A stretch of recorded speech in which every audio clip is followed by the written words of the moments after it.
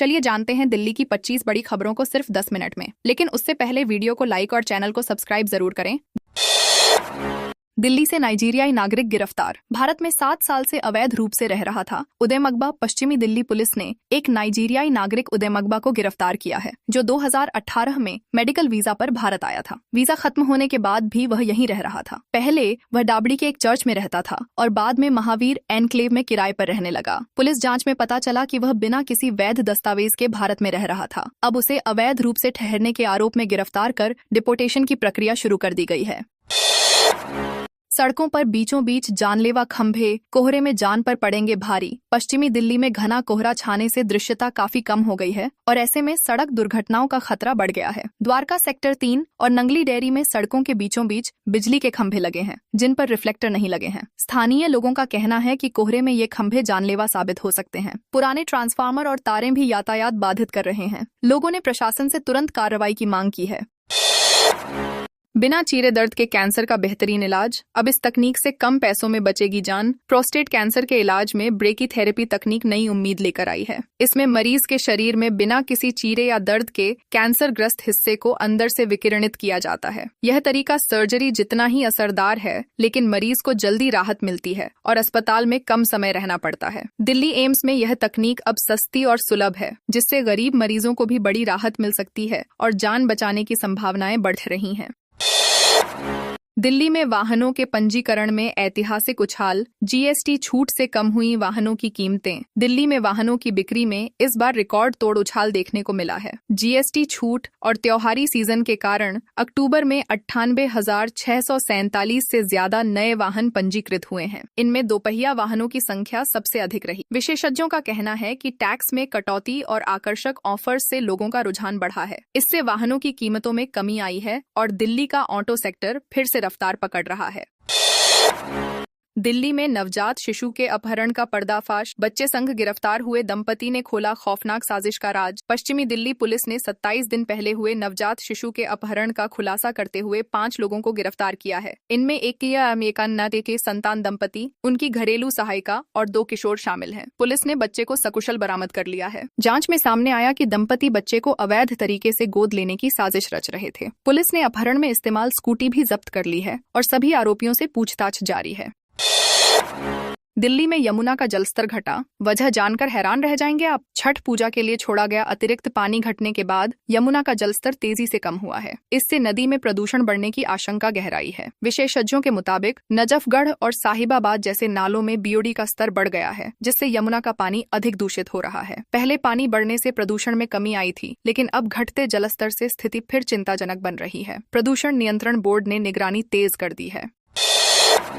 दिल्ली में cloud seeding बेअसर। IMD ने जारी किया अगले 6 दिनों का मौसम अपडेट। दिल्ली में प्रदूषण कम करने के लिए की गई क्लाउड सीडिंग फिलहाल नाकाम रही है। सीपीसीबी की रिपोर्ट के अनुसार दिल्ली का वायु गुणवत्ता सूचकांक 279 दर्ज हुआ, जो खराब श्रेणी में है। कई इलाकों में स्थिति बेहद खराब स्तर तक पहुंच गई है। मौसम विभाग ने बताया कि 4 नवंबर तक बारिश की संभावना नहीं है। धुंध और धूल की परत से शहर ढका रहेगा। ऐसे में लोगों से सावधानी बरतने और मास्क का उपयोग करने की अपील की गई है।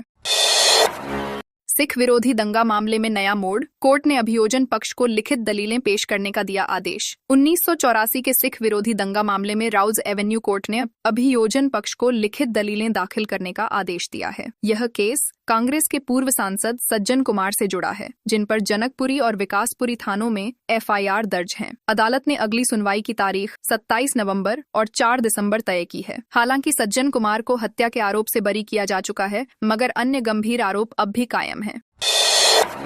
सरोजनी नगर धमाका। 20 साल बाद भी अपनों की तलाश जारी। दक्षिणी दिल्ली के सरोजनी नगर मार्केट बम धमाके की 20वीं बरसी पर लोगों ने मृतकों को भावभीनी श्रद्धांजलि दी। पीड़ित परिवारों ने अपनों को खोने का दर्द साझा किया और सरकार से न्याय की मांग की। कई परिवारों को अपने प्रियजनों के अवशेष तक नहीं मिल पाए थे। साउथ एशियन फोरम ने मांग की है कि मृतकों के परिवारों को सरकारी नौकरियों में आरक्षण और आर्थिक सहायता दी जाए, ताकि उन्हें भविष्य में कुछ राहत मिल सके।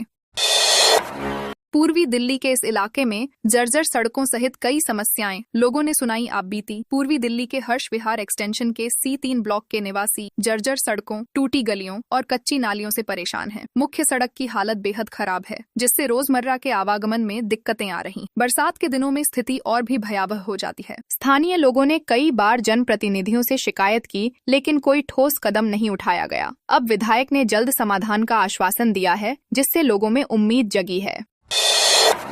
AIMS ने कार्बाइड गन को आंखों के लिए बताया हानिकारक, तत्काल रोक की मांग। दिवाली के दौरान कार्बाइड गन के बढ़ते उपयोग को लेकर एम्स के नेत्र विशेषज्ञों ने गंभीर चिंता जताई है। उनका कहना है कि यह सामान्य पटाखों की तुलना में आंखों के लिए अधिक खतरनाक है, क्योंकि इससे रासायनिक और तापीय जलन होती है। इस बार 30 लोग स्थायी दृष्टि हानि का शिकार हुए। विशेषज्ञों ने सरकार से कैल्शियम कार्बाइड की बिक्री पर नियंत्रण लगाने और कार्बाइड गन को घातक उपकरण घोषित करने की मांग की है, ताकि लोगों की सुरक्षा सुनिश्चित की जा सके।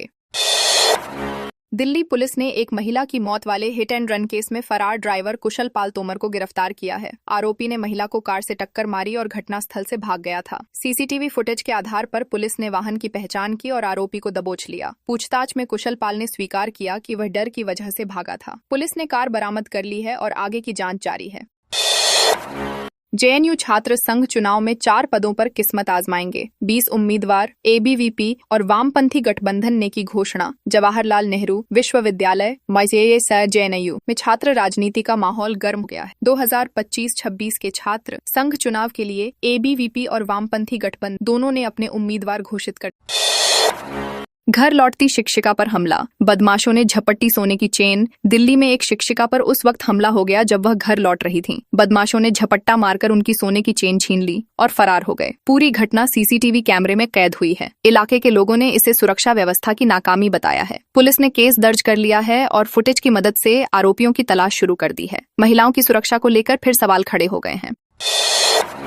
अंतर्राष्ट्रीय आर्य महासम्मेलन के चलते रोहिणी में 4 दिन रहेगा। रूट डाइवर्जन PM मोदी भी करेंगे। शिरकत रोहिणी में आयोजित होने जा रहे सार्ध शताब्दी अंतर्राष्ट्रीय आर्य महासम्मेलन के चलते 30 अक्टूबर से 2 नवंबर तक यातायात में बदलाव रहेगा। 31 अक्टूबर को प्रधानमंत्री नरेंद्र मोदी भी कार्यक्रम में शामिल होंगे। इस दौरान स्वर्ण जयंती पार्क बंद रहेगा और आसपास के कई मार्ग डाइवर्ट किए जाएंगे। दिल्ली ट्रैफिक पुलिस ने आम लोगों से वैकल्पिक रास्तों का उपयोग करने की अपील की है। व्यावसायिक वाहनों के प्रवेश पर भी अस्थायी रोक लगाई गई है। कृत्रिम वर्षा का धोखा कर दिल्ली वालों के 3 करोड़ बर्बाद। आम आदमी पार्टी का दिल्ली सरकार पर हमला। आम आदमी पार्टी ने दिल्ली सरकार की कृत्रिम वर्षा योजना को फर्जी करार देते हुए तीखा हमला बोला है। आपका कहना है कि इस योजना के नाम पर 3.5 करोड़ रुपए बर्बाद कर दिए गए और जनता के साथ धोखा हुआ। आप नेता सौरभ भारद्वाज ने कहा कि वैज्ञानिकों ने भी कृत्रिम वर्षा को असंभव बताया था, फिर भी सरकार ने इसे लागू किया। उन्होंने इसे जनता के पैसे की बर्बादी बताते हुए जांच की मांग की है।